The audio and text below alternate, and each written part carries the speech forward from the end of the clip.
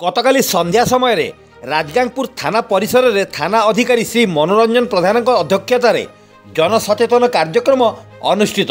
गत किछि दिन पूर्वे जाजपुर पाणिकोइली निकटस्थ पंडा ज्वेलरी दुकान में डकायती सह 2 जन निरीह व्यक्ति को गुड़ी कर हत्या समग्र राज्य को दोहलाई देइतिला। उक्त घटना राज्य बाहर बिहार प्रदेश आसीथिबा डकायत 3 जनक मध्यरु 2 जन को स्थानीय लोके गोड़ाई गोड़ाई धरी निर्धूम माड़ मारी पुलिस को जिमा देइथिले।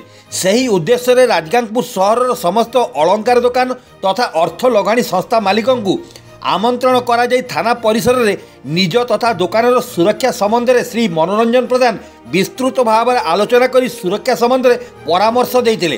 प्रति दुकान रे सीसीटीवी कैमेरा, ग्राहकों गतिविधि, रात्रिकालीन जगुआली, पारिपार्श्व कांत छात को मजबूत करने, विभिन्न होटेल ठारे आसुथिबा अपरिचित व्यक्ति सूचना उपर आलोचना करा जाई रात्रिकालीन पुलिस पेट्रोलिंग, विलंबित राति में अजणा व्यक्ति उपर तीक्ष्ण दृष्टि रखिया अलंकारी दोकानी पुलिस प्रशासन को निवेदन करथिले। सुंदरगढ़ जिला राजगांगपुर देवव्रत मित्र रिपोर्ट, क्रांति ओडिशा।